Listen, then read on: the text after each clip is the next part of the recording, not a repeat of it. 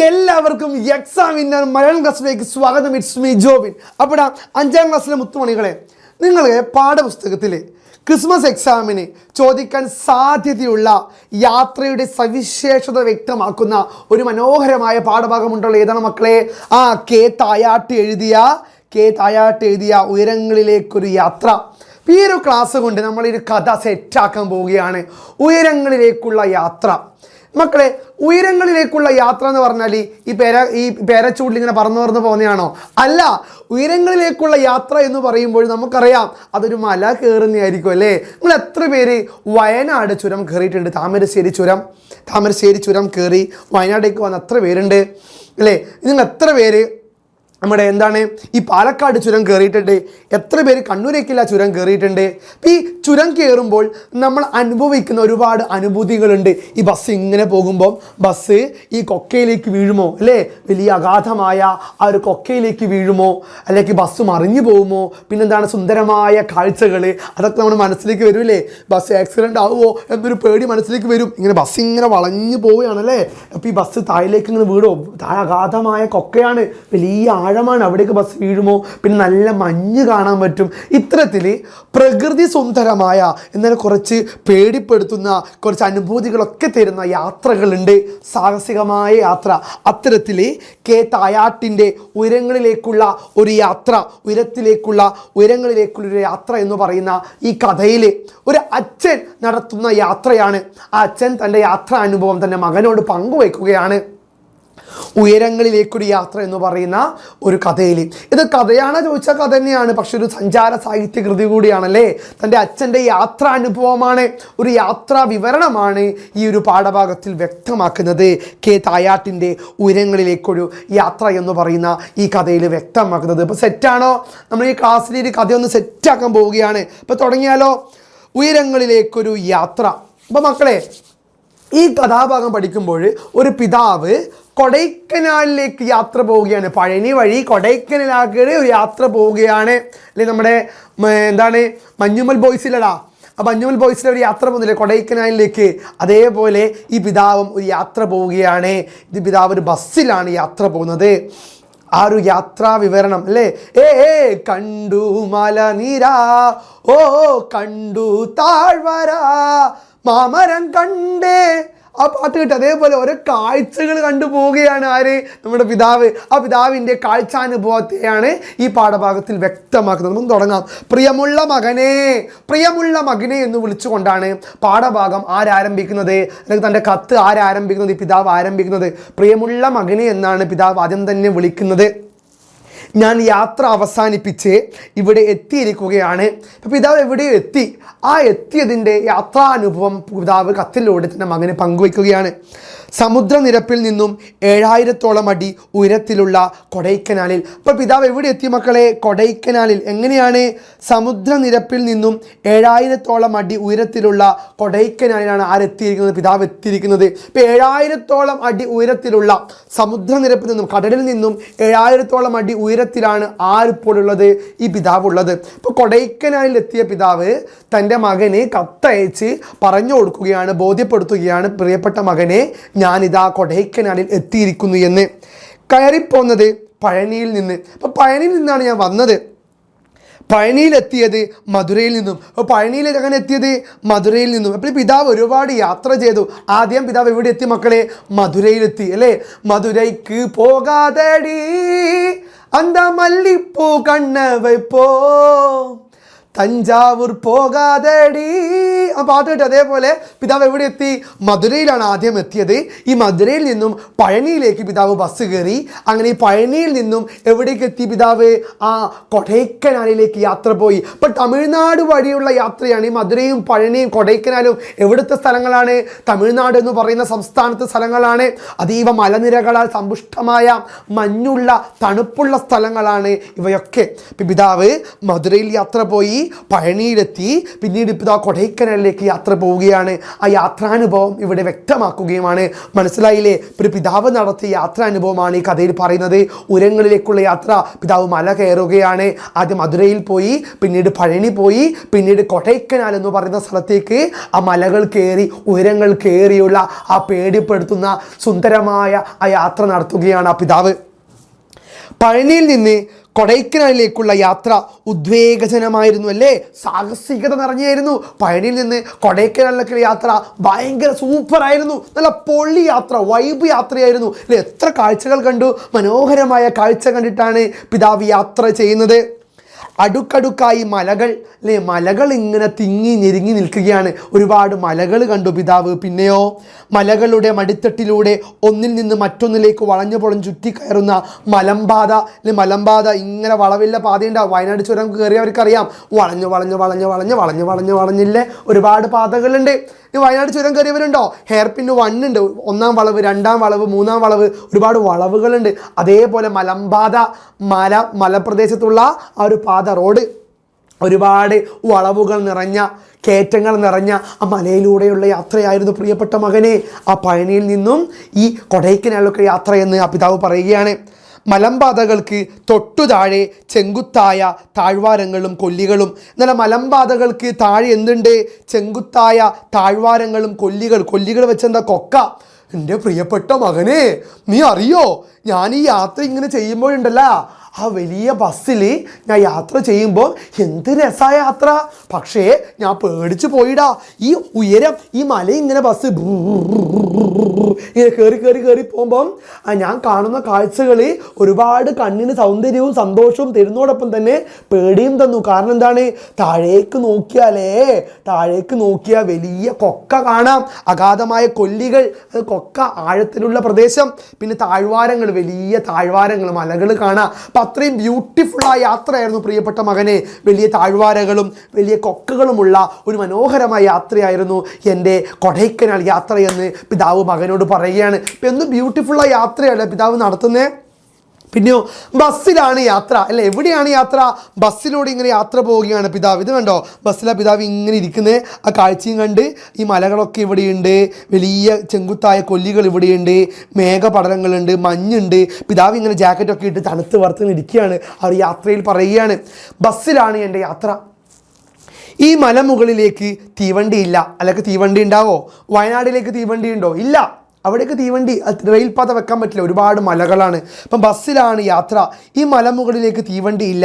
ഇവിടെ കയറി വരുന്നവർക്ക് അടുത്ത തീവണ്ടി ആപ്പീസ് കൊടൈക്കനാൽ റോഡാണ്. ഇപ്പോൾ കൊടൈക്കനാൽ റോഡിൽ മാത്രമേ തീവണ്ടി ആപ്പീസ് ഉള്ളൂ. പക്ഷേ ഈ മലകൾ കയറുന്ന സ്ഥലത്ത് എന്തില്ല?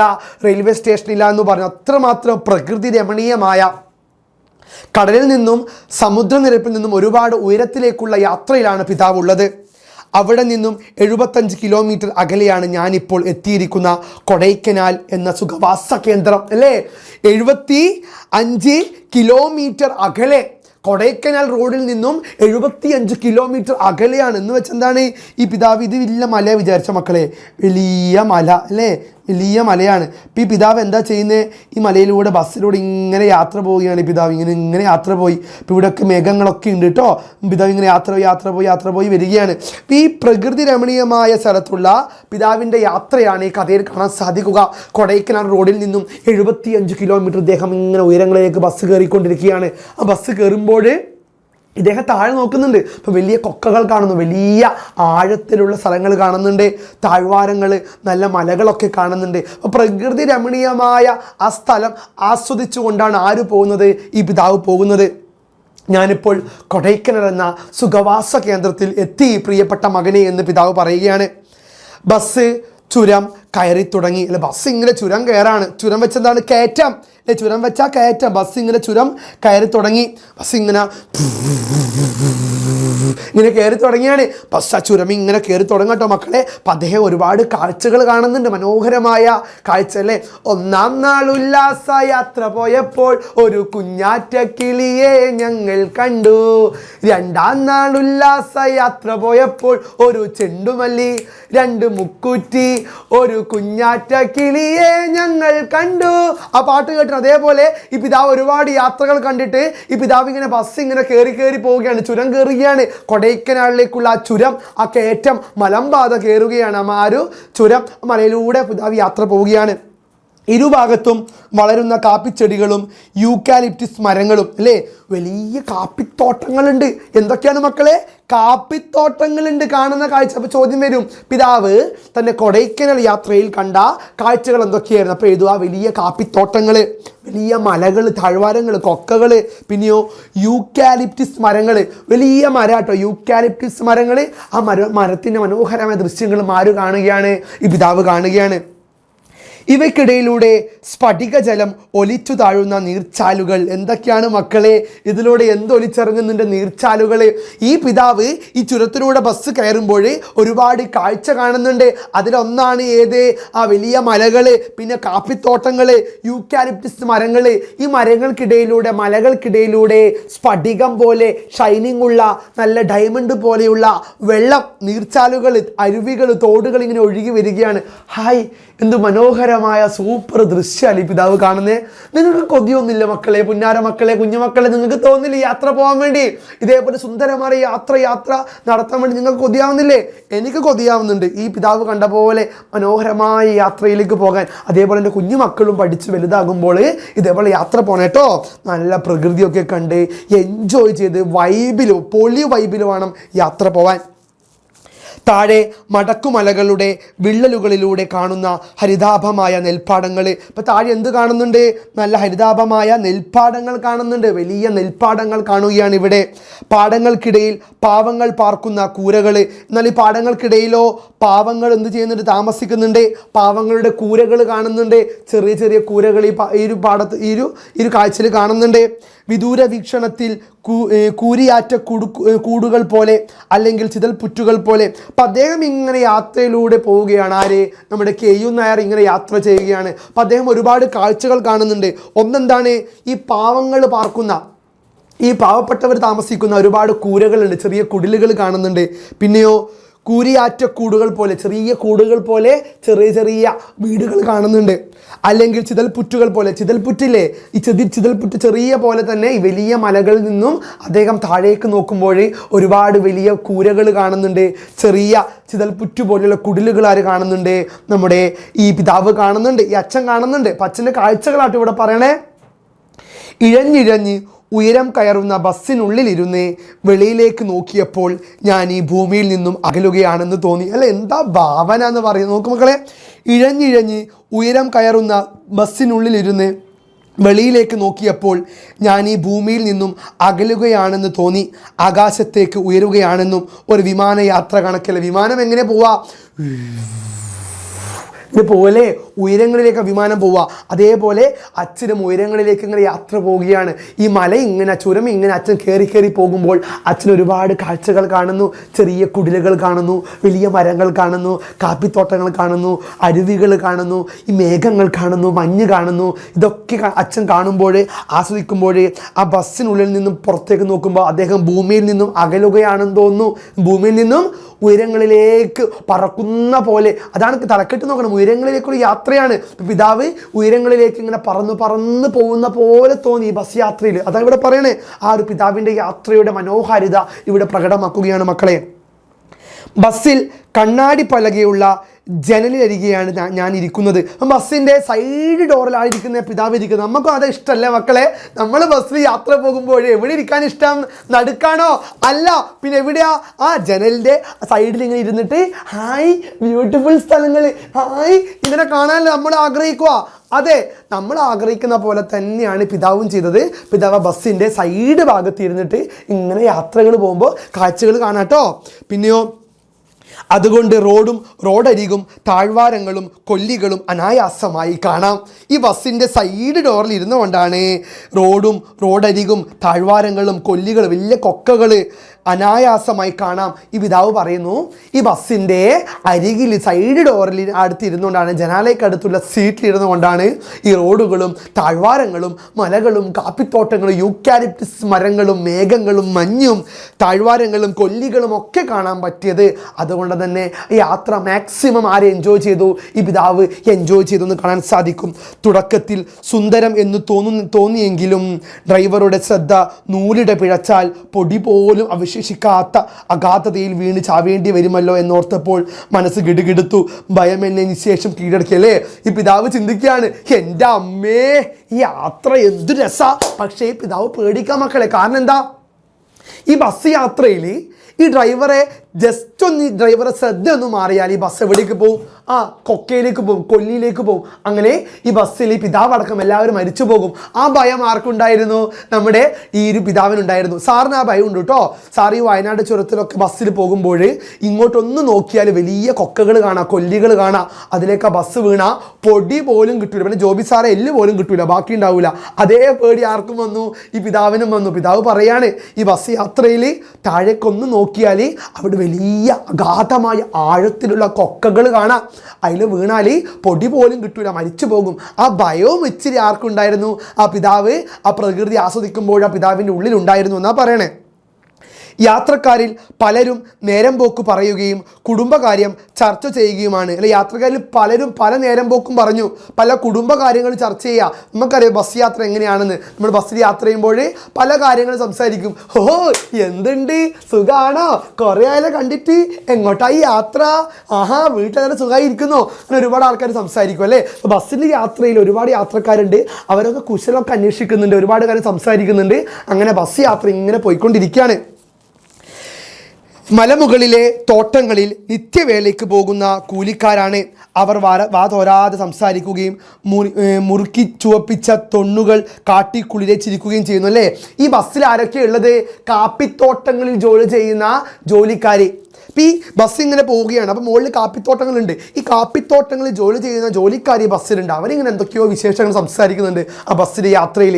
അവർ ചുണ്ണാമ്പ്, അത് വെറ്റില മുറുക്കുണ്ട്, നമ്മളിങ്ങനെ ഒരു ഇലയിൽ ഇങ്ങനെ സാധനങ്ങൾ തേക്കും, എന്നിട്ട് മടക്കിയിട്ട് ഇങ്ങോട്ട് തുപ്പും അല്ലേ.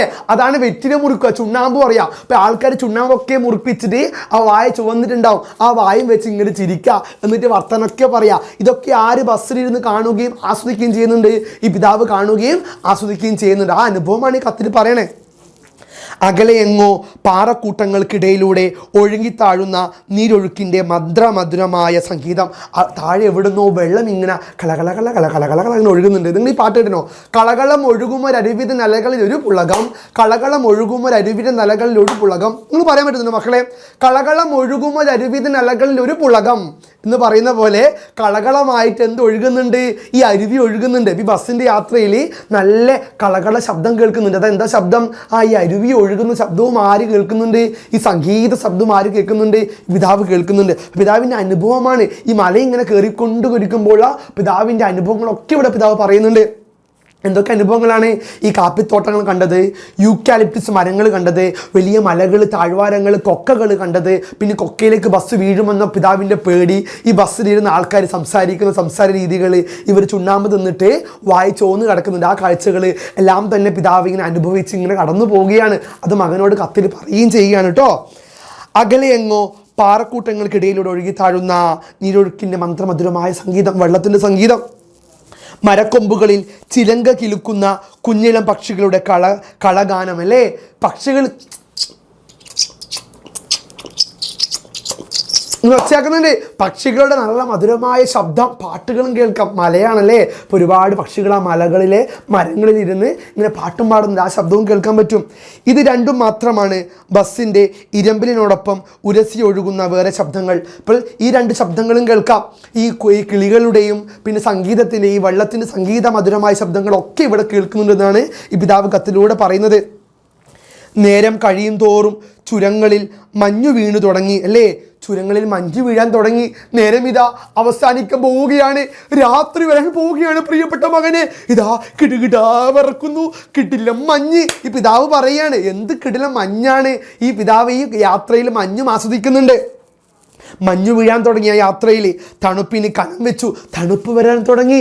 നിങ്ങൾ ഈ വയനാട് ചുരത്തിൽ ഒരു 6 മണിക്ക് ശേഷം പോയി നോക്കിയേ, ഇപ്പം ഇങ്ങനെ തണുക്കും. ഡിസംബർ പ്രത്യേകിച്ച് ഈ മാസത്തിൽ തണുത്തു പറക്കും അല്ലേ മക്കളെ? അതേപോലെ പിതാവ് ഉയരം ഇങ്ങനെ കയറി തുടങ്ങിയാണ്. നമുക്കറിയാം ഉയരം കയറും തോറും തണുപ്പ് കൂടി വരും അല്ലേ? അപ്പോൾ ഈ ഉയരം കയറും തോറും പിതാവ് തണുപ്പ് ഇങ്ങനെ അനുഭവിക്കുകയാണ്. അത് കിടുകിടാ തണുപ്പ്, മഞ്ഞൊക്കെ വരാൻ തുടങ്ങി.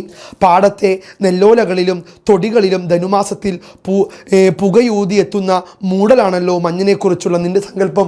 പിതാവ് മകനോട് പറയാണ്, എൻ്റെ മകനെ, നിനക്ക് മഞ്ഞെന്ന് വെച്ചാൽ ധനുമാസം ഈ ഡിസംബർ മാസത്തിൽ ഈ പാടത്തെ തണുപ്പല്ലേ പരിചയമുള്ളൂ മഞ്ഞായിട്ട്. പക്ഷേ നീ കാണാത്ത മഞ്ഞാണ് ഇവിടെ, കൊടും മഞ്ഞ്. ഓപ്പോസിറ്റ് സൈഡുള്ള എതിർവശത്തുള്ള ആരെയും കാണാൻ പറ്റും, അത്രയും ഭീകരമായ മഞ്ഞാണ് എന്ന് ഈ പിതാവ് മകനോട് പറയാണ്. പിതാവ് പറയാണ് മകനോട്, എടാ നീ കണ്ടിട്ടുള്ള മഞ്ഞല്ല, ഇതിനേക്കാളും ശക്തിയുള്ള മഞ്ഞാണ് ഞാൻ കണ്ടതെന്ന് പിതാവ് മകനോട് കത്തിലൂടെ പറയാണ്. എന്നാൽ ഇവിടെ അതല്ല. തൂവെള്ള നിറമോലുന്ന പഞ്ഞിക്കെട്ടുകൾ അരയന്ന പക്ഷികളെ പോലെ ചിറകു വെച്ചെടുക്കുന്നു അല്ലേ? തൂവെള്ള നിറത്തിലുള്ള മഞ്ഞ് കാണാം. പഞ്ഞിക്കെട്ടുകൾ പോലെ ആ അരയന്ന പക്ഷി, അരയന്നത്തെ നിറം എന്താണ്? വെള്ളയാണ്. അപ്പം അരയന്നം എന്ന പക്ഷി പോലെ തൂവെള്ള നിറത്തിൽ മഞ്ഞ് ഇങ്ങനെ കൂടിക്കൂടി വരികയാണ് ആ പിതാവിൻ്റെ യാത്രയിൽ എന്ന് പറയുന്നു. മുന്നിൽ പിന്നിൽ മീതെ കീഴെ ബസ്സിന് ചുറ്റും മഞ്ഞിൻ്റെ മേഘപടലം പൊതിഞ്ഞു മൂടിയപ്പോൾ കയമില്ലാത്ത പാൽക്കടലിലൂടെ ബസ് ഒഴുകുകയാണെന്ന പ്രതീതി ഉളവായി അല്ലേ? എന്താ ഭാവന, എഴുത്തുകാരൻ്റെ രചനാ രീതി നോക്കും മക്കളെ. കയ്യെത്താവുന്ന അകലത്തിൽ പൊതിഞ്ഞു നിന്നുകൊണ്ട് ചുറ്റിപ്പറക്കുന്ന ഏത് മഞ്ഞ്, മുന്നിൽ പിന്നിൽ മീതെ കീഴെ ബസ്സിന് ചുറ്റും മഞ്ഞിൻ്റെ മേഘപടലം. ഇപ്പം മുകളിലും താഴെയും രണ്ട് ഇരുവശത്തും ബസ്സിന് ചുറ്റും എന്ത് വരികയാണ് മക്കളെ? മേഘപടലം, മേഘം വരികയാണ്. അതൊക്കെ ആസ്വദിച്ച് ആര് യാത്ര പോവുകയാണ്? നമ്മുടെ പിതാവ് യാത്ര പോവുകയാണ്.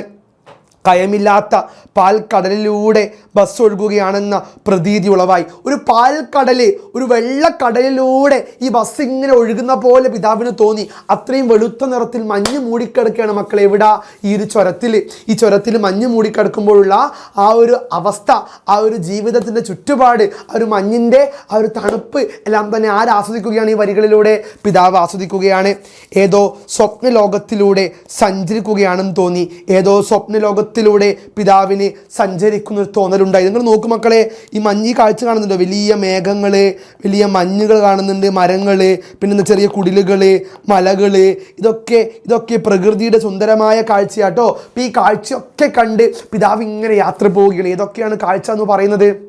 ഇതൊക്കെയാണ് ആ ബസ് ഇങ്ങനെ യാത്ര പോവുകയാണ്. അത് മധുരയിൽ നിന്ന് പഴനിയിലെത്തി, പഴനിയിൽ നിന്നും കൊടൈക്കനാലിലേക്ക് പോവുകയാണ്. അങ്ങനെ ചുരം കയറുമ്പോൾ വലിയ മലകൾ കാണുന്നു, താഴ്വാരങ്ങൾ കാണുന്നു, മേഘങ്ങൾ കാണുന്നു. മുകളിൽ നിന്ന് നോക്കിയാൽ ചെറിയ ചെറിയ കുടിലുകൾ കാണാം, ചെറിയ വീടുകൾ കാണാം. എന്നാലോ വലിയ താഴ്വാരങ്ങൾ, വലിയ കൊക്കകൾ കാണുമ്പോൾ പിതാവിന് ഭയം വരുന്നു. ബസ് താഴെ വീണുമോ, മരിച്ചു പോകുമോ എന്ന്. അവിടുത്തെ കാപ്പിത്തോട്ടങ്ങൾ കാണാം, യൂക്കാലിപ്റ്റസ് മരങ്ങൾ കാണാം. ഈ കാപ്പിത്തോട്ടത്തിൽ പണിക്കാരി ബസ്സിലുണ്ട് യാത്രയിൽ. അവരുടെ വിശേഷങ്ങൾ, നാട്ടുവർത്തമാനങ്ങൾ കേൾക്കാം. അവർ മുറുക്കി ചുവച്ച ആ ചുവന്ന വായു കാണാം. അതേപോലെ തന്നെ മഞ്ഞിൻ്റെ സൗന്ദര്യം, ഒരു പാൽക്കടൽ പോലെ, വെളുത്ത കടൽ പോലെ, അരയന്ന പക്ഷി പോലെ, ഒരു പഞ്ഞിക്കെട്ട് പോലെ എവിടെയുണ്ട്? ആ കാഴ്ചയിൽ എന്ത് കാണാൻ പറ്റുന്നുണ്ട്? ആ ഒരു കാഴ്ചയിൽ ഏതും കാണാൻ പറ്റുന്ന മക്കളെ, മഞ്ഞിൻ്റെ മനോഹാരിതയും കാണുന്നു. ഇതൊക്കെ കണ്ട് ആസ്വദിച്ചുകൊണ്ട് ആര് യാത്ര പോവുകയാണ്? നമ്മുടെ പ്രിയപ്പെട്ട എഴുത്തുകാരൻ യാത്ര പോവുകയാണ് അല്ലേ മക്കളെ? അടുത്തെന്താ? മുന്നിലെ വിളക്ക് തെളിയിച്ചു കൊണ്ടാണ് ബസ് നീങ്ങുന്നത്. ബസ്സിന് ഹെഡ്ലൈറ്റ് ഉണ്ട്. ബസ് മുന്നിലെ വിളക്ക് തെളിയിച്ചു കൊണ്ട് പോകുന്നു. ബസ് ഹെഡ്ലൈറ്റ് ഇട്ട് അങ്ങനെ പറപ്പിച്ച് വിടുകയാണ്. നമ്മൾ ആട് സിനിമയിൽ പറഞ്ഞില്ലേ, അങ്ങ് പറപ്പിച്ച് വിട് പാപ്പ എന്ന് പറയുന്ന പോലെ ബസ് ഇങ്ങനെ മുമ്പത്തെ ഹെഡ്ലൈറ്റ് ഒക്കെ വിട്ട് അടിപൊളിയായിട്ട് പോവുകയാണ്. ഒരു കൊച്ചു വീടിൻ്റെ മുറ്റത്തോളം മാത്രമേ മുന്നിൽ ദൃശ്യമാകുന്നുള്ളൂ. എന്നാലോ ഒരു കൊച്ചു വീടിൻ്റെ മുറ്റം പോലെ ചെറിയ വെളിച്ചം മാത്രമേ ഉള്ളൂ. അത്രയും മഞ്ഞാണ്, ഒന്നും കാണുന്നില്ല. മഞ്ഞിൻ്റെ കണ്ണാടി പലക മുഖം മറച്ചു നിൽക്കുന്നു. മഞ്ഞ് അത്രയും ഭീകരമായിട്ടുണ്ട് ആ റോഡിൽ നിന്നാണ് പറയണേ. കണ്ണാടി പലകയുടെ കൂട്ടിനകത്ത് ബസ്സിൻ്റെ ഇരമ്പൽ കൂറ്റൻ കരിവണ്ടിൻ്റെ മൂളക്കം പോലെ ചെകിടടപ്പിക്കുന്നു. ബസ് ഇങ്ങനെ കയറുകയാണല്ലേ. നിങ്ങൾ ആലോചിച്ചു, KSRTC ബസ് ഇങ്ങനെ ചുരം കയറുന്ന ആലോചിച്ചു. അപ്പോൾ സൗണ്ട് നോക്ക്, ഇങ്ങനെ ഒച്ച കേൾക്കുന്നില്ലേ? അതേപോലെ കരിവണ്ട്, വണ്ടി ഇങ്ങനെ മൂളുന്ന പോലെ ബസ് ഇങ്ങനെ മഞ്ഞിൽ കൂടി ഇങ്ങനെ വലിയ ശബ്ദമുണ്ടാക്കിയിട്ട് ഫസ്റ്റ് ഗിയറിട്ട് ഇങ്ങനെ കയറാണ്. ബസ് മഞ്ഞിലൂടെ ചെറിയ ലൈറ്റും ഇട്ടുകൊണ്ട് ബസ് ഇങ്ങനെ കയറുന്ന കാഴ്ച എൻ്റെ കുഞ്ഞു മക്കളൊന്ന് മനസ്സിലാലോചിച്ച് നോക്കിയേ. സുന്ദരമായ കാഴ്ചയാണല്ലേ? തണുപ്പാണെങ്കിൽ അസഹ്യം, സഹിക്കാൻ പറ്റാത്ത തണുപ്പ്, എൻ്റെ മോനെ കുട്ടുകുട്ടാ തണുപ്പാണ് എന്ന് അച്ഛൻ മകന് കത്തെഴുതിയാണ്. മകന് എന്ത് ഭീകരമായ തണുപ്പ് അറിയും. ഇവിടെ അച്ഛൻ പറയാണ്, ഒട്ടിപ്പിടിച്ച കൂറ്റൻ അട്ടകളെ പോലെ ശൈത്യം കടിച്ചു കീറുന്നു അല്ലേ. അട്ടകൾ ഇങ്ങനെ പറ്റിപ്പിടിച്ച് ബ്ലഡ് കുടിക്കും, അതേപോലെ ഈ അട്ടയെ പോലെ ഈ തണുപ്പ് ഒട്ടിപ്പിടിച്ചിരിക്കുകയാണ് ശരീരത്തിൽ. എന്ത് തണുപ്പാ, എന്ത് മഞ്ഞ എന്ന് പിതാവ് പറയുകയാണ്. അത്രയും സഹിക്കാൻ പറ്റാത്ത ഒരു മഞ്ഞിലൂടെയുള്ള ബസ് യാത്രയാണ് മോനെ ഞാൻ നടത്തിയത്. എവിടെ നിന്ന് എവിടേക്ക്? പഴനിയിൽ നിന്നും കൊടൈക്കനാലിലേക്ക് നടത്തിയെന്ന് അച്ഛൻ പറയുന്നു. ബസ് കൊടൈക്കനാലെത്തി. അങ്ങനെ ബസ് ഇതാ മോനെ കൊടൈക്കനാൽ എത്തിയിടാ കുട്ടാ ചക്കര മുത്തേ പൊന്നെ, ബസ് കൊടൈക്കനാലിലെത്തി എന്ന് അച്ഛൻ കത്തിലൂടെ പറഞ്ഞു. അപ്പോഴേക്കും പകൽ രാത്രിക്കു വേണ്ടി അരങ്ങൊഴിഞ്ഞു കൊടുത്തിരുന്നു. അങ്ങനെ വൈകുന്നേരം ബസ് കയറിയ പിതാവ് രാത്രിയാകുമ്പോഴേക്കും എവിടെ എത്തി മക്കളെ? കൊടൈക്കനാലിലെത്തി എന്ന് പറയുന്നു. അങ്ങനെ അപ്പോഴേക്കും പകൽ രാത്രിക്കു വേണ്ടി അരങ്ങൊഴിഞ്ഞു കൊടുത്തിരുന്നു പറഞ്ഞ് അർത്ഥമാക്കുന്നത് പകലും മാറി രാത്രി വന്നു, പകലിതാ അസ്തമിച്ചുകൊണ്ട് രാത്രി വന്നിരിക്കുന്നു. മകനെ ഞാനിതാ ഈ തണുപ്പ് സഹിച്ചുകൊണ്ട്, മഞ്ഞുകൾ ഏറ്റുവാങ്ങിക്കൊണ്ട്, സഹിക്കാൻ പറ്റാത്ത ഈ തണുപ്പും സഹിച്ചുകൊണ്ട് ഞാനിതാ ചുരം കയറിക്കൊണ്ട് ഈ ബസ്സിൽ എവിടെ എത്തി? രാത്രി കൊടൈക്കനാലിലെത്തി. അങ്ങനെ ഒരു പിതാവ് പഴനിയിൽ നിന്നും കൊടൈക്കനാലിലേക്ക്, ഇവിടെ നിന്ന് പഴനിയിൽ നിന്നും കൊടൈക്കനാലിലേക്ക് നടത്തിയ യാത്രാനുഭവമാണ് ഏത്? കെ തായാട്ടിൻ്റെ ഉയരങ്ങളിലേക്കുള്ള യാത്ര എന്ന് പറയുന്ന കഥ. കഥയുറങ്ങുന്ന വഴിയിലൂടെ എന്ന് പറയുന്ന സമാഹാരത്തിൽ നിന്ന് എടുത്ത കഥയാണ് ഏത് മക്കളെ? നമ്മുടെ ഉയരങ്ങളിലേക്കുള്ള യാത്ര. ഇപ്പം ഈ പാഠഭാഗം മനസ്സിലായില്ല മക്കളെ? നമ്മൾ ചെറിയൊരു ക്ലാസ് കൊണ്ട് ഈ പാഠഭാഗം സെറ്റാക്കിയില്ലേ? ഈ അച്ഛനോടൊപ്പം നമ്മളും ബസ്സിൽ യാത്ര പോയില്ലേ? മനോഹരമായ ഒരു യാത്ര നമ്മൾ നടത്തി. ഈ പാഠഭാഗം ക്രിസ്മസ് എക്സാമിന് ചോദ്യം പ്രതീക്ഷിക്കാം.